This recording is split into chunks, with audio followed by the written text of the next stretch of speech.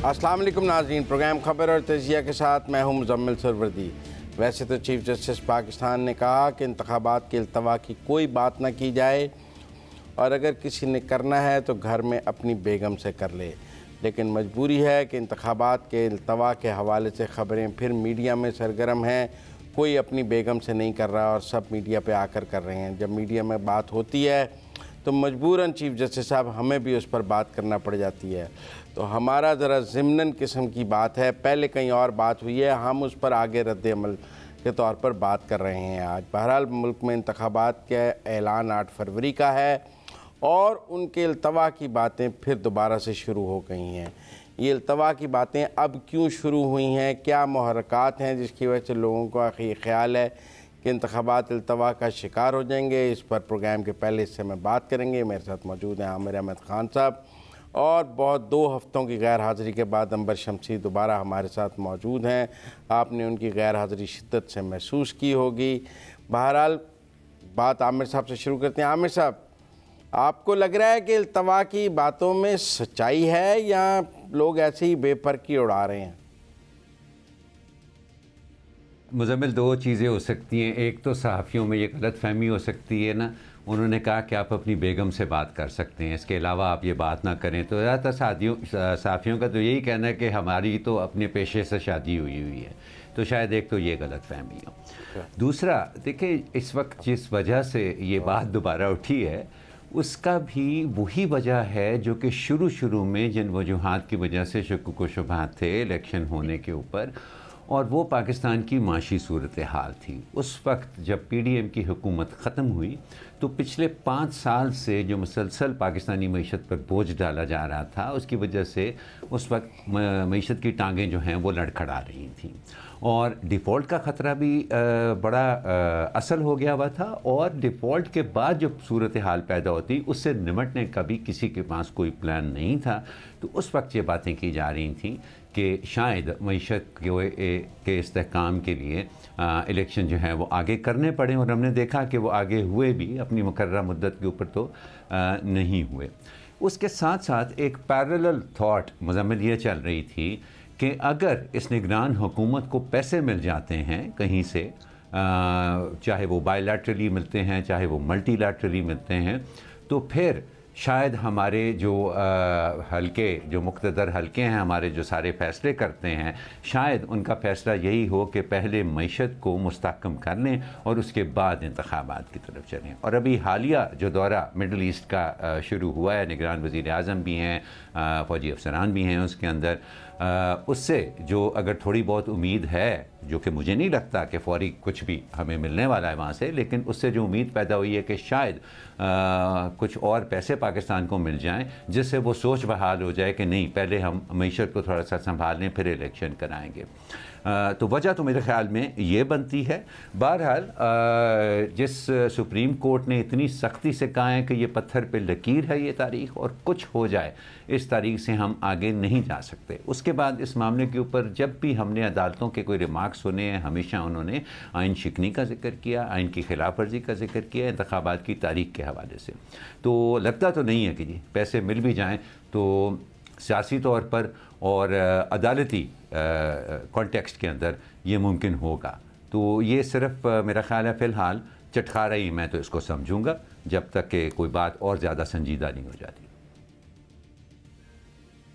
अंबर, आप एक लंबा बेड रेस्ट करके आई हैं, बहुत फ्रेश होंगी, ताज़ा जहन होगा, आलूदा भी नहीं होगा इतने दिनों से वो। तो मैंने कहा आप कोई फ्रेश जहन से हमें बता सकें कि ये अल्तवा का शिकार हो रही हैं। इल्तवा का शिकार मैं कहूँगी कि कुछ ख्वाहिश है, कुछ कोशिश है, और कोशिश का इशारा तो आमिर साहब ने कर दिया ना। ये जो अभी मिडल ईस्ट का दौरा है निगरान वज़ीर आज़म का, और उसके साथ साथ निगरान वज़ीर आला जो है और फ़ौजी अफसरान भी हैं, और जो SIFC ये एक कोशिश है जिस तरीके से निगरान हुकूमतें इस वक्त उनका रवैया है, जो बिहेव कर रही हैं, कानून साजी की कोशिश होती है, डेवलपमेंट के काम हैं, अपनी तशहीर है, दौरों पे जाना है, ऐसा ही हमेशा काफ़ी अरसे से यही नज़र आ रहा है कि निगरां जो इस वक्त हुकूमतें हैं, चाहे सूबे में हो चाहे वफाक में हो, उनका बिहेवियर तो ऐसा ही है कि वो लगता है कि वो देर पा समझ रहे हैं कि वो हकीकी हुकूमत है, हालांकि ऐसा नहीं है। तो और फिर तीसरा मेरे ख्याल में एक और फैक्टर जो आपको नजर आता है, जाहिर है जो बिजनेस कम्युनिटी है, बिजनेस कम्युनिटी को क्या चाहिए होता है, बिजनेस कम्युनिटी हमेशा स्टेबिलिटी चाहती है। तभी आपको ये भी देखने में आया है कि जब भी फौजी आमिर हुकूमत करते रहे हैं तो बहुत सपोर्ट भी किया है और मुलाकातें भी करते रहे हैं जब हुकूमतें फौजी अफसरान से या फौजी हुकाम से। तो ये मामला मेरे ख्याल में ये 2-3 वजूहात हैं जिस बिना पर ये जो अफवाहें हैं ये ख़त्म नहीं हो रही कि इंतखाबात में मज़ीद ताख़ीर हो सकती है। अब जहाँ रही बात रुकावट क्या है, रुकावट ज़ाहिर इस वक्त अदालतें हैं। अदालतों ने जो मिलिट्री कोर्ट्स है उसके ख़िलाफ़ भी, सिविलियंस की ट्रायल जो है उसके ख़िलाफ़ भी वर्डिक्ट दे दिया। दूसरी तरफ आपके पास चीफ जस्टिस काजी फ़ायज़ ईसा हैं जो मैं कह लूँगी कि क्योंकि मैं ख़ुद बेगम हूँ, मैं किसी अपनी, मेरे पास तो कोई बेगम नहीं है तो मैं उनसे कैसे बात कर सकती हूँ, तो मैं तो आके टीवी पे ही बात कर सकती हूँ। लेकिन वो खुद भी कि मिसाल के तौर पर अगर आपने देखा कि वो तारीख का भी मामला जो है उन्होंने ज़ाहिर एक मीडिएटर के तौर पर काम किया सदर के दरमियान और इलेक्शन कमीशन ऑफ पाकिस्तान के दरमियान, एक तारीख भी हमें मिल गई। तो वो इस वक्त फ़िलहाल बड़ी रुकावट जो है, ये जो ख्वाहिश है, ये जो बिहेवियर है और कुछ ऐसे ताकतवर की तरफ से कुछ ख्वाहिश का इजहार है, वो रुकावट इस वक्त अदालतें हैं, चीफ जस्टिस हैं। देखें अंबर, लोग यहाँ मिसालें देते हैं कि जी चूँकि पंजाब और केपी के इलेक्शंस डिले हुए लिहाजा अब कौमी इलेक्शंस और बाकी इलेक्शंस भी डिले हो सकते हैं क्योंकि डिले की रिवायत पड़ गई है। वाहिद दलील इंतखाबात में ताख़ीर के हवाले से यही दी जाती है कि चूँकि पंजाब और केपी के इंतखाबात बर वक्त नहीं हुए हैं लिहाजा अब एक दफ़ा ताख़ीर पे की रिवायत पड़ गई है तो आगे भी ताख़ीर हो सकती है। मैं इस मंतक को नहीं मानता। पंजाब और केपी के इंतखाबात किसी आमराना या जुडिशल फ़ैसले के नतीजे में नहीं रोके, वो कौमी असम्बली ने रोके, पार्लिमान ने रोके, पैसे रोक कर। उन्होंने फ़िनांस बिल को 2 दफ़ा मुस्तरद किया और इलेक्शन के लिए पैसे ना दिए। वो कोई फ़ौज की ब्रीफिंग पे नहीं रुके, वो कोई चीफ़ इलेक्शन कमीशन की डेट बदलने पर नहीं रुके, वो तो पार्लियामेंट ने इलेक्शन रोके और it was parliament versus parliament.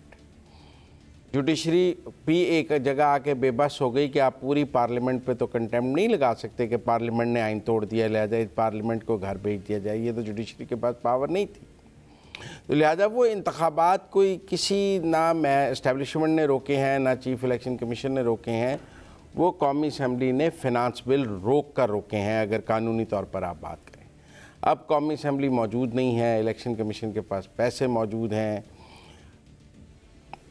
हल्का बंदियों की वजह से जो नई मरदमशुमारी है उसकी वजह से सबको पता था हल्का बंदियाँ होनी हैं, नई मरदमशुमारी के बाद वो हुई हैं, वो आइनी तकाजा था लिहाजा सबको पता था हल्का बंदियों के बाद राजा रियाज साहब को हम सब से पहले पता था कि बड़ों ने मिड फरवरी का फैसला किया है। तो कोई ऐसी बात नहीं है कि आप कहें जी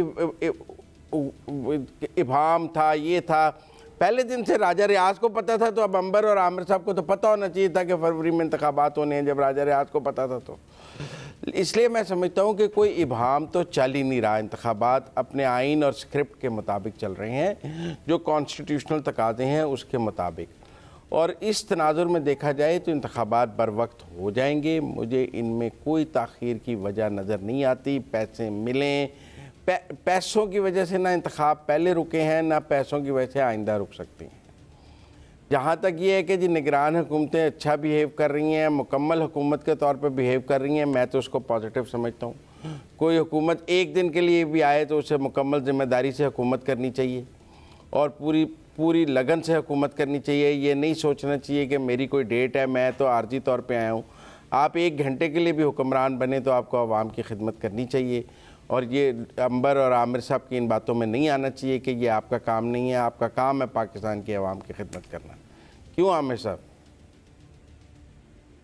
नहीं है जी, बिल्कुल नहीं है मुज़म्मिल, हमेशा की तरह इस दफ़ा भी मैं डिसएग्री करूँगा केयर टेकर गवर्नमेंट का काम अवाम की खिदमत नहीं है, ना उसको अवाम ने चुना होता है, ना उसका अवाम से कोई ताल्लुक़ होता है। अवाम को तो छोड़े, अवाम के जो नुमाइंदे पार्लियामेंट में बैठे रहते हैं उनके भी फरिश्तों को इल्म नहीं होता, सवाए राजा रियाज के कि कौन हमारा केयर टेकर प्राइम मिनिस्टर बनने वाला है। तो नहीं, ये बात आप रहने दें कि इनका मैंडेट जो है वो अवाम की खिदमत होता है, ऐसी कोई बात नहीं होती। उनको एक मखसूस मकसद के लिए लाया जाता है, तमाम तर तवानाई और तवज्जो उनकी उसी मकसद के ऊपर मरकूज़ होनी चाहिए, उनको इधर उधर के फ़ैसलों में नहीं बटना चाहिए। जैसे फॉर एग्ज़ाम्पल आपने कहा ना जी कि ये पार्लियामेंट ने कहा, पार्लियामेंट ने बजट पास नहीं किया, पार्लियामेंट ने पैसे नहीं दिए, तो केपी और पंजाब के इंतखाबात जो है वो वक्त पर नहीं हो सके।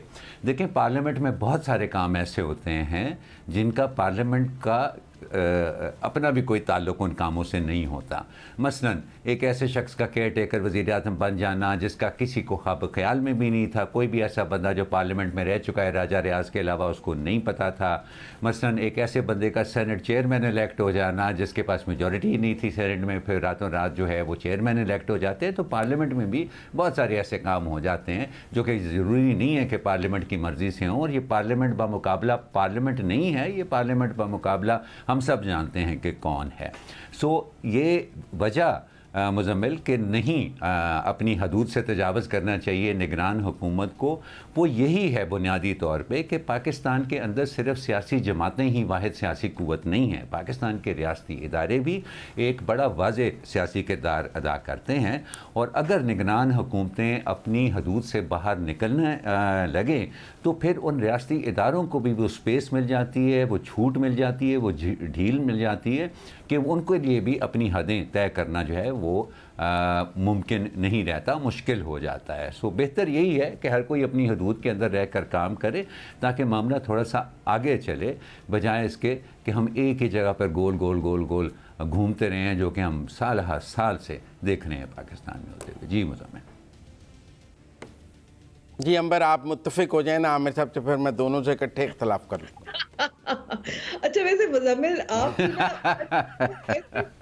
हुस्न के साथ ना इतना सिंप्लीफाई कर देते हैं कि आप सब भूल जाएं कि जब इलेक्शन कमीशन ऑफ पाकिस्तान ने सिक्योरिटी के लिए चाहे फौज हो चाहे पुलिस हो, उनके पर्सनल यानी कि जो ये सूबाई हुकूमतें हैं उनके लिए जब ये तहलील हुई थी और सूबाई इलेक्शंस होने चाहिए थे बर वक्त, यानी कि 90 दिन या थोड़े से ज़्यादा ऊपर, उस वक्त के चीफ जस्टिस ने जैसे हुक्म भी दिया था, तो उस वक्त जब सिक्योरिटी मांगी गई थी तो सिर्फ पैसा का मामला नहीं था ना, सिक्योरिटी जब मांगी गई थी तो उनको नहीं मिली थी।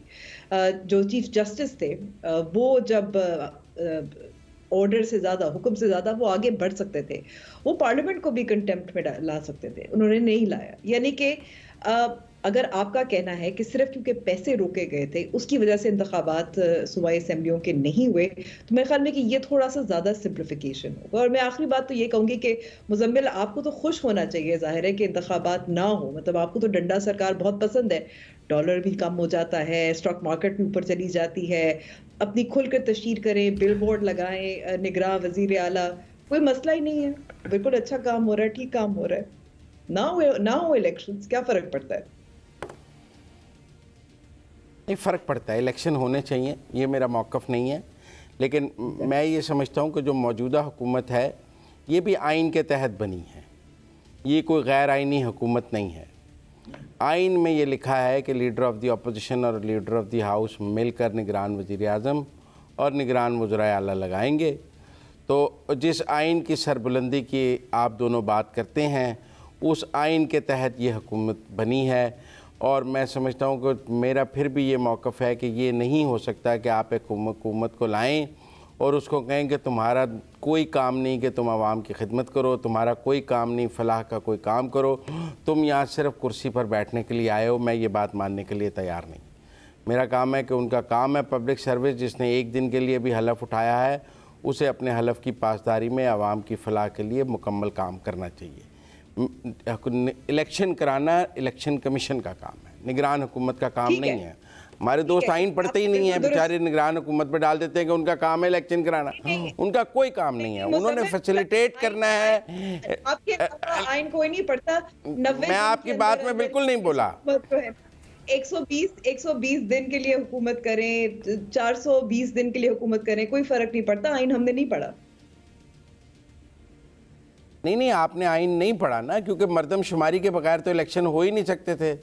और इमरान खान साहब जब 2018 में हुकूमत में नहीं 2018 में जब वो हुकूमत में आए तो उनको पता था कि पिछली मर्दमशुमारी ख़त्म हो गई है, मैंने नई करवानी है। 2022 तक उन्होंने मर्दमशुमारी नहीं कराई, ईवीएम कराते रहे, मर्दमशुमारी कराई नहीं, जिसके बगैर इंतखाबात नहीं हो सकते थे, क्योंकि पिछली मर्दमशुमारी तो सनसेट क्लॉज के साथ थी कि सिर्फ एक दफ़ा के लिए। आप बार बार मर्दमशुमारी का जिक्र तो करते हैं। मुझे बताएं कि जो इस वक्त खैबर पख्तूनख्वा और पंजाब में जो इस वक्त वजीर आला हैं या हुकूमतें हैं, ये मर्दमशुमारी की वजह से इसलिए हैं सिर्फ, या क्योंकि पार्लियामेंट ने बजट रोक लिया था इसलिए थी? बजट रोक दिया था पार्लियामेंट ने। अच्छा, ये सिक्योरिटी तो एक जुडिशल ऑर्डर पे मिल सकती है। आप ये बात समझें अंबर, नहीं सिक्योरिटी, मैं समझने की कोशिश कर रही हूँ कि 90 दिन से ज्यादा इनकी अगर मुद्दत हो गई है तो ये भी आइन के मुताबिक है, क्योंकि आप ही पढ़ते हैं ना आइन। हम बेनजीर के मर्डर पे 90 दिन से ज्यादा गई हैं निगरान हुकूमतें, आइन के मुताबिक थी। इलेक्शन डिले हो गए थे, अगर इलेक्शन डिले होंगे तो निगरान हुकूमतें कंटिन्यू करेंगी। ये तो बड़ा सिंपल है, माजी के प्रेसिडेंट्स मौजूद हैं, कहीं नहीं लिखा कि 91 दिन पे हुकूमत खत्म हो जाएगी। अच्छा, मुझे कहीं लिखा है कि 91st डे पे हुकूमत खत्म हो जाएगी। हंगामी सूरत हाल है, कोई हंगामी सूरत हाल थी 3-4 माह पहले। हंगामी सूरत हाल थी कि आपने मुल्क में एक दिन इंतखाबात कराने का भी आइन में लिखा है, तो आइन में भाम है कि एक दिन लिखा भी है और फिर तोड़ने का भी है, और फिर कौमी असेंबली पैसे रोक भी सकती है। तो कॉन्फ्लिक्ट था कॉन्स्टिट्यूशन में, जिसकी वजह से रुके हैं। किसी एस्टैब्लिशमेंट की मर्जी से नहीं रुके, 172 वोटों से रुके हैं। अगर कॉन्फ्लिक्ट है तो जाहिर है उस कॉन्फ्लिक्ट को रिजॉल्व करने के लिए आप एक तरफ जा सकते हैं, दूसरी तरफ जा सकते हैं, ये दुरुस्त है ना। लेकिन इसका ये नहीं मतलब कि अगर आप एक साइड चूज करते हैं दूसरे दुरुस्त हो जाएगा। अगर कॉन्फ्लिक्ट है, हम कह सकते हैं नहीं, एक साइड चूज करने की बात नहीं है, मैं फैक्चुअल पोजीशन बता रहा हूं आपको कि अगर चीफ जस्टिस अगर आपकी तजवीज पर अमल करते उमर अताब बंदयाल और पूरी पार्लियामेंट को तौहीन अदालत में सजा देकर जेल भेज देते तो ही रास्ता था, क्योंकि 172 वोटों से फाइनेंस बिल रुक गया था। नहीं, उसके आगे डेडलॉक है, वो कर ही नहीं सकते थे। हाँ, नहीं, ये तो एक राय है। देखें जी, यहाँ पे बहुत कुछ ऐसा होता है जो कि लगता है कि नहीं होना चाहिए, लेकिन वो हो जाता है ना, क्योंकि कोई ना कोई करना चाहता है। और मुजम्मिल, ये मानने में हर्ज क्या है यार? मुझे आज तक ये नहीं समझ आई है कि क्यों हमारे लिए ज़रूरी है कि पिछले 1.5 साल के अंदर जो कुछ हुआ है, और ख़ास तौर पे पिछले चंद माह के अंदर जो कुछ हुआ है, हम उसको ज़रूर ही आइन के मुताबिक बताएं। जैसे पाकिस्तान जो है ना, वो वैसे तो पूरी दुनिया में आइन और कानून का गहवारा है, इसलिए हम जो हैं वो पब्लिकली ये मान ही नहीं सकते हैं कि ये मावराए आइन हरकतें हो रही हैं, मावराए कानून ये हरकतें हो रही हैं। ये मानने में हर्ज क्या है भाई? ये हमारा मुल्क है, ऐसे ही चलता है। मुझे बाहर से फ़ोन आते हैं, वो कहते हैं अच्छा नहीं, वेस्टर्न डेमोक्रेसी में ऐसा नहीं होता। एक जमात का नैरेटिव है, वेस्ट नहीं है, ये पाकिस्तान है। ये नहीं, ये एक जमात का नैरेटिव नहीं है मेरी। आमिर साहब यही बातें करते हैं, ये एक जमात का नैरेटिव है जिसके शहर में आप मुब्तला हैं। लोग यही पूछते हैं। आप फैक्चुअल पोजीशन को नेगेट नहीं कर सकते। ना, आप एक जमात के शहर में तो मुब्तला हैं, लेकिन फैक्चुअल पोजीशन नहीं नेगेट कर सकते। इसको छोड़े कि कौन किसके शहर में मुब्तला है, ये बात निकलेगी तो बहुत दूर तक जाएगी। क्या पार्लियामेंट ने फाइनेंस बिल मुस्तरद किया? ये एक फैक्चुअल पोजीशन है, ये फैक्चुअल पोजीशन है कि पार्लियामेंट ने फाइनेंस बिल है कि इलेक्शन। जी बिल्कुल, और आपने अभी कहा ना कि नैरेटिव की बात नहीं कर रहा, जुडिशियल मैं तो फैक्ट बयान कर रहा हूं। थी, तो फिर पैसे क्यों नहीं एक जुडिशियल ऑर्डर नहीं आ सकते? अगर जुडिशियल ऑर्डर से पैसे नहीं मिल सकते थे। नहीं, अगर आपके कहने के मुताबिक सिक्योरिटी एक जुडिशियल ऑर्डर के ऊपर आ सकती है, तो फिर पैसे एक जुडिशियल ऑर्डर के ऊपर क्यों नहीं आ सकते यार? उनके ऊपर क्या पाबंदी है? क्योंकि आइन में लिखा है कि पैसे देना सिर्फ पार्लियामेंट का काम है। क्योंकि आमिर साहब, आइन में लिखा है कि पैसे पार्लियामेंट की मर्जी से होंगे। हाँ आमिर साहब, आइन में लिखा है कि पैसे पार्लियामेंट की मर्जी मंजूरी से होंगे। आइन में लिखा है पैसे पार्लियामेंट की मंजूरी से होंगे।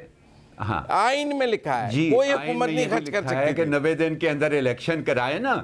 हाँ, 90 दिन के अंदर इलेक्शन कराना, तो हम ये तो नहीं एक शेख नहीं, वो तो माजी में भी कई दफा नहीं हुआ। मैंने आपको बेनज़ीर के मर्डर की मिसाल दी कि शहादत के बाद नहीं हुए 90 दिन में, तब 150 दिन में हुए। किसका, ऐसी कौन सी बात है? इसकी तो मिसालें मौजूद तो हैं। फिर इस दफा किसका मर्डर, इस दफा किसका मर्डर हो, नहीं जी, इस दफा किसका मर्डर हो गया था? यही दो असेंबलियों का मर्डर हुआ था, पंजाब और केपी की। पंजाब और केपी की 2 असेंबलियों का मर्डर किया गया था। और 2 सूबों में आग लगी उस मर्डर की वजह से गाड़ियां जल रही थी, बैंक लूटे जा रहे थे, दुकानें लूटे जा रही थी, लॉ एंड ऑर्डर का कुछ पता नहीं था कि किस जगह पर रुके। ये सब कुछ हुआ है मेरा ख्याल है ना। इसी वजह से वो सूबाई असेंबलियों के इंतखाबात, 2 असेंबलियों का मर्डर हुआ। बहरहाल मुझे ब्रेक लेनी है, ब्रेक से वापस आते हैं तो अगले टॉपिक पर चलेंगे। ब्रेक।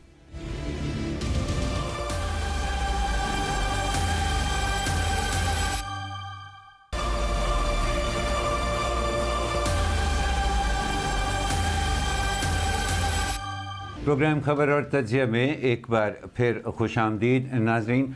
और बात इलेक्शंस की और इलेक्शन के मुमकिन अल्तवा की हो रही थी। मेरा ख्याल है मेरे तमाम साथियों का इसके ऊपर इत्तफाक है कि इलेक्शन 8 फरवरी को यकीनी हो जाएंगे और उसके अंदर अल्तवा की कोई गुंजाइश नहीं है। अब एक और ख़बर ये है हमारे पास कि पाकिस्तान तहरीक इंसाफ, जिसको कई महाज़ों पर अदालती जंगें वो अपनी लड़ रही है, उनके सीनियर लीडर्स के ऊपर मुकदमात हुए हैं, उनके वर्कर्स जो हैं उनके ऊपर मुकदमात हुए हैं। एक से उनको बेल मिलती है तो उनको दूसरे में गिरफ़्तार कर लिया जाता है।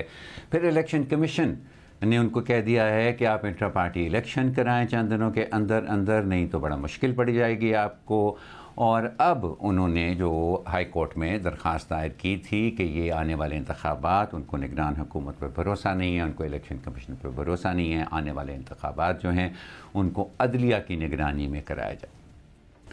उस पर हम बात करना चाह रहे हैं। और क्योंकि पाकिस्तान तहरीक इंसाफ मेरे दोस्त मुज़फ़्फ़र महबूब सियासी जमात है, इसलिए मैं उन्हीं से पूछूंगा कि ये ज़रा वजाहत करें कि अदलिया की निगरानी में इलेक्शन का क्या मतलब है।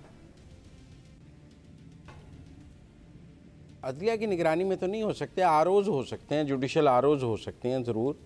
वो जो रिटर्निंग अफसर्स हैं वो जुडिशल हो सकते हैं, लेकिन 2013 में पीटीआई ने ही उन पर फिर बहुत एतराज़ किया, उसको आरोज़ का इलेक्शन कहा और बहुत इफ्तिखार चौधरी और उन सब पर बहुत कीचड़ उछाला, जिसके बाद अदलिया ने तौबा भी कर ली कि वो इस काम में नहीं आएंगे। और मेरे ख़्याल में आना भी नहीं चाहिए, क्योंकि बाद में इनके ख़िलाफ़ अपीलें और इन इंतखाबात के ऊपर सारी समाअत तो बाद में अदलिया के पास जानी है। इलेक्शन वो कराएंगे तो फिर उसके बाद इनके ऊपर अपीलें और इनके ऊपर एतराज़ात कौन सुनेगा? अपने ही कराए हुए इलेक्शन पर वो खुद ही अपीलें और ख़ुद ही एतराज़ात और ख़ुद ही धांधली के इल्ज़ामात भी खुद ही सुनेंगे अपने कराए हुए इंतखाबात पर। तो ये लॉजिकफुल नहीं लगता कि वो कराए जाएँ, और ख़ुद पीटीआई इसकी मुखालफत कर चुकी है। फिर मुझे एक और बात समझ नहीं आई कि आपने पेशावर हाई कोर्ट में रिट कर दिया है। फ़र्ज़ कर लें पेशावर हाई कोर्ट कहता है कि जी अदलिया की निगरानी में कराई जाए, तो वो ऑर्डर तो सिर्फ केपी की हद तक होगा, वो पूरे मुल्क पर कैसे लागू करेंगे आप? क्योंकि पेशावर हाई कोर्ट की हदूद तो सिर्फ केपी की हद तक हैं, अटक से आगे तो पेशावर हाई कोर्ट का कानून का ऑर्डर नहीं माना जा सकता। पंजाब तो नहीं उसका पाबंद है और सिंध भी नहीं पाबंद है, बलूचिस्तान भी नहीं पाबंद है। ऐसा कोई फ़ैसला किया जा सकता है तो वो पूरे पाकिस्तान की सतह पर सुप्रीम कोर्ट में किया जा सकता है। और ऐसा फ़ैसला मुझे तो समझ नहीं आई कि पेशावर हाई कोर्ट ने नोटिस किए भी क्यों है। मैं उन्हें कहना चाहिए था कि अगर आपने ऐसा कोई फ़ैसला कराना है तो जाके सुप्रीम कोर्ट से कराएं जो पूरे मुल्क के लिए हो।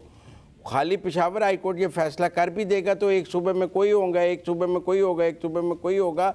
ना रिट करने वालों की समझ आई है, ना नोटिस करने वालों की मुझे समझ आई है कि वो नोटिस करने के बाद शायद अब इलेक्शन कमीशन जब जवाब देगा तो वो मुस्तरद कर देंगे, एक जो तरीका है, लेकिन उसमें बहुत अदालती टाइम पे ज़ाया होता है। इस किस्म की फ्रिवलेस लिटिगेशन सिर्फ आप रायमा हमवार करने के लिए और आमिर साहब जैसे दोस्तों को मरूब करने के लिए और उनकी फिर एक सोच बनाने के लिए की जाती हैं।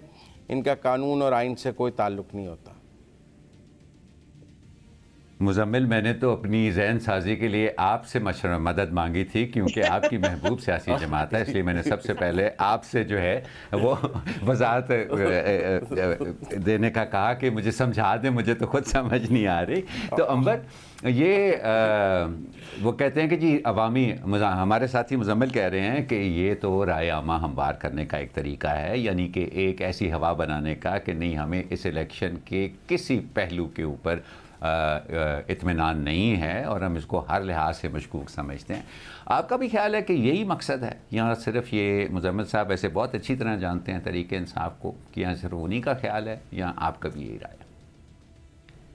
आज मुझे मजबूरी में कहना पड़ रहा है कि मैं मुज़म्मिल से इत्तेफाक करती हूँ। देखिए, इसलिए क्योंकि सवाल एक्चुअली इससे क्या पता है, ये कानूनी पोजीशन, आईनी पोजीशन, हम इस पे बात तो करने की कोशिश करते हैं, लेकिन जाहिर है हर कोई अपना बयानिया, मैं कहूँगी कि अपनी इंटरप्रिटेशन, अपनी तशरीह भी होती है, जैसे मुज़म्मिल की है, जिसे हम शायद इत्तेफाक न करें। लेकिन इस केस में मैं कहूँगी कि पाकिस्तान तहरीक इंसाफ के हवाले से मैं यही सवाल कर सकती हूँ कि किस पे फिर एतमाद है? उनको सिर्फ अपने आप पर और इमरान खान पे एतमाद है। उनके इस्लामाबाद के चीफ जस्टिस हैं, उन पे एतमाद नहीं है। इलेक्शन कमीशन ऑफ पाकिस्तान पे एतमाद नहीं है। इलेक्शन कमीशन ऑफ पाकिस्तान के चेयरपर्सन पे एतमाद नहीं है। आर्मी चीफ पे एतमाद नहीं है। जो दीगर सियासी जमातें इंतखाबात में हिस्सा ले रही हैं, उन पे एतमाद नहीं है।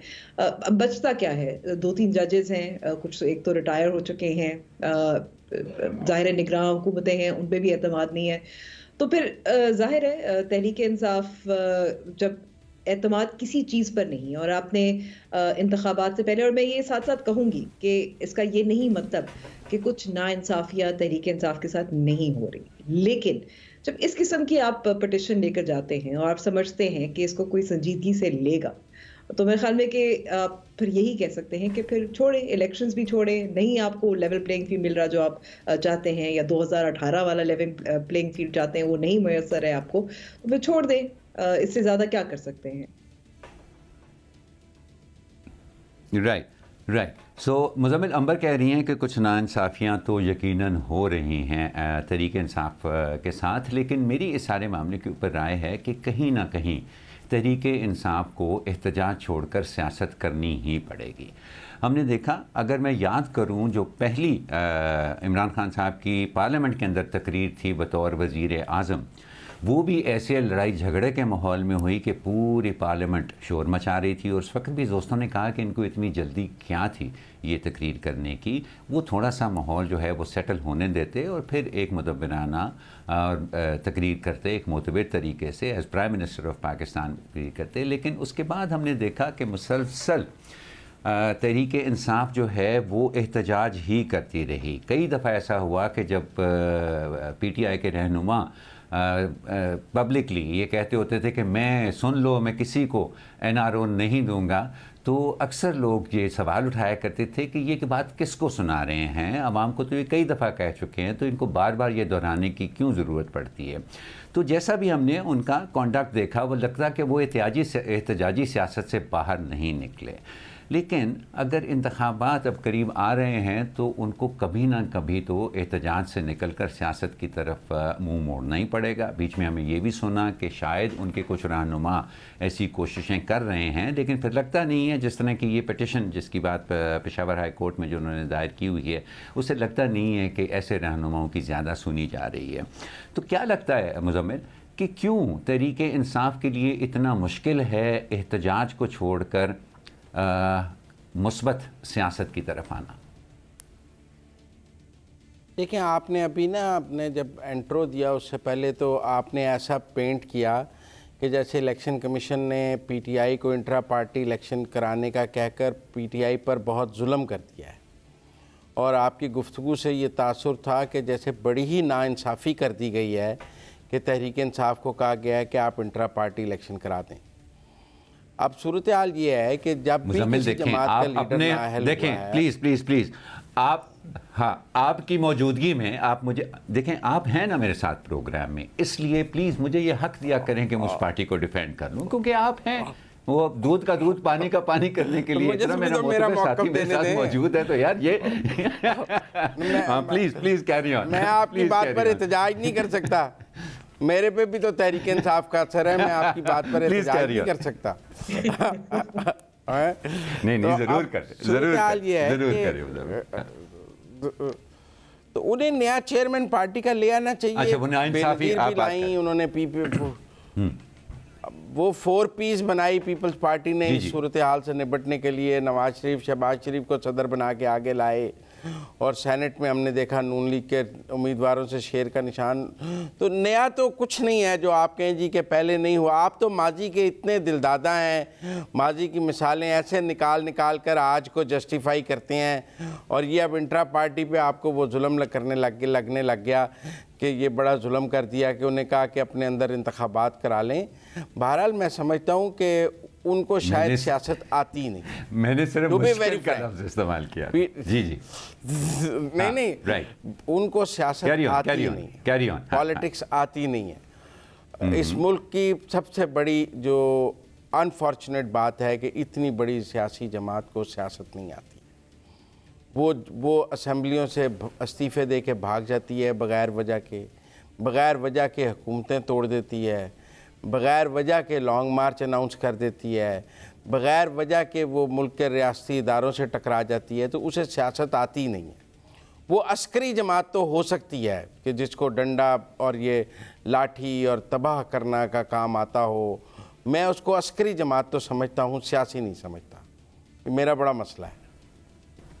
अच्छा, राइट मुज़म्मिल, आपका ये एनालिसिस कि ये इस जमात को सियासत आती नहीं है, जिस जमात का कहना है और उनके सरबराह का कहना है कि वो 27 साल से पाकिस्तान के अंदर सियासी जद्दोजहद कह रहे हैं, अंबर ये थोड़ा सा हार्श नहीं है मुज़म्मिल का, या do you agree with this?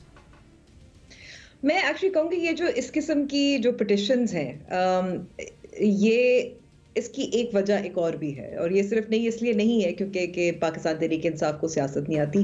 कुछ पावर पॉलिटिक्स तो आती है जिसकी बिना पर वज़ीर आज़म बन गए इमरान खान साहब, उसको पावर पॉलिटिक्स ही कहेंगे। वो सियासत एक किस्म की है, एजिटेशनल पॉलिटिक्स से हट कर है, वो डील मेकिंग वाली है।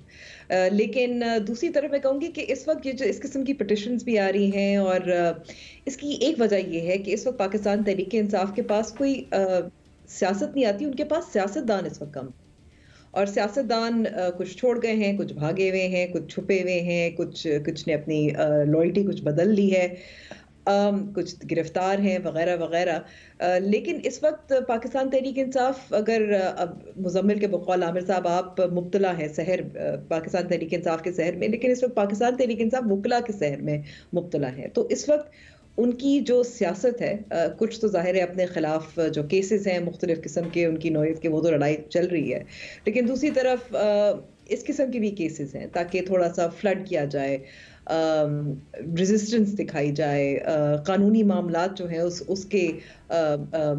उसको आगे बढ़ाया जाए। तो मेरे ख्याल में कि ये एक दूसरी उस किस्म की स्ट्रैटेजी है जो एक एमिनेट करी है, क्योंकि वकला डोमिनेट कर रहे हैं इस वक्त पाकिस्तान तहरीक इंसाफ की सियासत को। Right, that's a very interesting point. मैं सिर्फ एक चीज़ की वजाहत करना चाहता हूँ कि मैं तहरीक इंसाफ के शहर में मुब्तला नहीं हूँ, मैं मुज़म्मिल सोहरवर्दी के शहर में मुब्तला हूँ, बिकॉज मुझे पता है कि उनकी बात के अंदर वो एनर्जी नहीं आती, वो तवानाई नहीं आती जब तक कोई तहरीक इंसाफ की हिमायत ना करे उनके सामने। तो इसलिए मैं अपने दोस्त मुज़म्मिल जो है उसकी ख्वाहिशों के ऊपर चलने में यकीन रखता हूँ। अंबर का एक नुक्ता मुज़म्मिल, थोड़ा सा वक्त है, क्या कहना है, क्या वाकई तहरीक इंसाफ वकीलों के शहर में मुब्तला है जैसे मैं उनके शहर में? नहीं, वो तो उनका आप समझें कि लास्ट और when they have no other option, वो ये तो ऑप्शन लेस होने के बाद की बात है ना। शहर में तो गिरफ्तार होते हैं तो वो आपकी फर्स्ट चॉइस होते हैं। जब आप किसी की शहर में गिरफ्तार हो तो वो आपकी फर्स्ट चॉइस होता है, लास्ट चॉइस नहीं होता। तो ये तो लास्ट चॉइस है ना, when you have nothing you have, आपने कहा ये कर लेते हैं, तो शहर में तो नहीं है ये, this is their last choice when they have nothing else to do. बाकी उस जमात में कभी कोई सियासतदान था ही नहीं। अगर सियासतदान होता तो वो आज इस जगह ना पहुंच जाती। वहाँ जो लोग थे वो सियासतदान नहीं थे, वो एस्टेब्लिशमेंट के नुमाइंदे थे, वो कभी भी पीटीआई में नहीं थे, वो जनरल पाशा और उन सब ने किए। हमने बहुत सब सियासी जमातों की इस्टेब्लिशमेंट से लड़ाई देखी है, पीपल्स पार्टी की भी देखी है, PMLN की भी देखी है, ANP की भी देखी है, MQM की भी देखी है, आप मेरी बात समझे, JUIF की भी देखी है।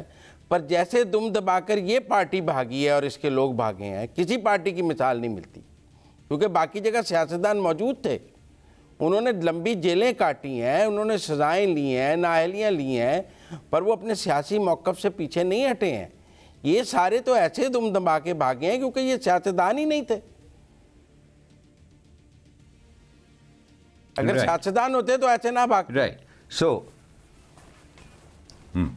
सो तहरीक इंसाफ जो है वो वकीलों के ऊपर अब उसको इन्हिसार अपना इसलिए करना पड़ रहा है कि उसके अंदर सियासतदानों की शायद कमी उसको महसूस हो रही है। कुछ लोगों का ख्याल है कि उन सियासतदानों को ज़बरदस्ती भगाया गया है, लेकिन मैं ज़ाती तौर पे ये समझता हूँ कि जब हुकूमत में भी थे तो हमें सियासत से ज़्यादा ये एहतजाज और दूसरों पर गुस्सा निकालना ही नज़र आया। सो मुझे तो नहीं लगता कि जब वो हुकूमत में भी थी वो पार्टी, तो उसके अंदर कोई बहुत जयद सियासतदान और बड़े माहिर सियासतदान मौजूद थे। हमें लेनी है एक ब्रेक के बाद, थोड़ी देर बाद फिर हाजिर होंगे।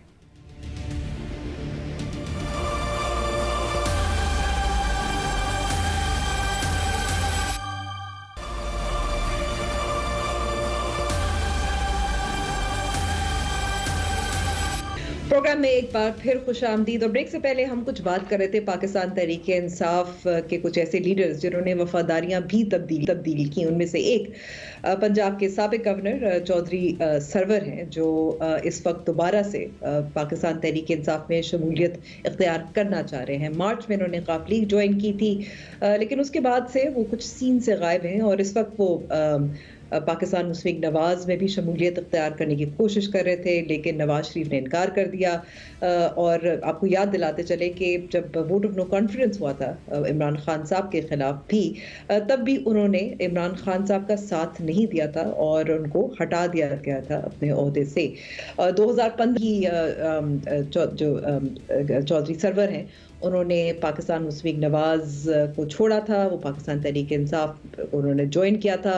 मुझे अभी तक याद है कि मैं जब 2018 के इंतखाबात जेलम में उनके साथ मैं कैंपेन ट्रेल पे थी और उस वक्त बहुत ज़ोर शोर से वो ख़त्म नबूवत वाला जो मामला था उसको बढ़ा चढ़ाकर वो ज़ाहिर अपने जो कंस्टिट्यूंसी थी वोटर्स के साथ बात कर रहे थे पाकिस्तान मुस्लिम लीग नवाज के ख़िलाफ़, लेकिन वहाँ भी उनको लाल झंडी मिल गई। तो मैं आमिर साहब आपसे सवाल यहाँ करना चाहूँगी, स्कॉटलैंड में काफ़ी अरसे से मुकीम हैं, खामोश रहे हैं, काफ लीग ज्वाइन कर ली है, शायद IPP भी कोशिश की हो कि उसको भी ज्वाइन कर ले, लेकिन हर तरफ से उनको ऐसा लग रहा है कि लाल झंडी ही नज़र आ रही है। क्या आपको लगता है कि पाकिस्तान तहरीक इंसाफ उनको दोबारा कबूल करेगी?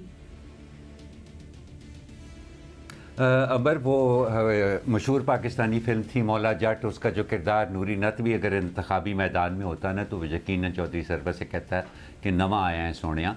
And I think this is one of the big reasons कि वो जो इस वक्त जो उनको अपनी सियासी मुश्किलात का वो सामना है ना, वो है बड़े दिलचस्प आदमी अंबर, क्योंकि वो आम तौर पे हम कहते हैं जी वेस्टर्न डेमोक्रेसी एक बड़ा रोल मॉडल होती है, और ख़ास तौर पे ब्रिटिश डेमोक्रेसी जो सबसे पुरानी, जिसको जमहूरियत की माँ समझा जाता है, जो पार्लियामेंट्स की मदर ऑफ ऑल पार्लियामेंट्स कहा जाता है ब्रिटिश पार्लियामेंट को, वहाँ पर भी ना वो बजाय कि उससे कोई असर लें और उससे कुछ सीखें, वो यहाँ का ब्रांड ऑफ पॉलिटिक्स जो है मौरूसी सियासत, जिसके अंदर बाप नहीं है तो बेटा है, बेटा नहीं है तो पोता है, वो स्कॉटलैंड अपने साथ ले गए। माशाल्लाह बड़ा ज़हीन बेटा है उनका ना सरवर, जो इस वक्त MP है वहाँ पर।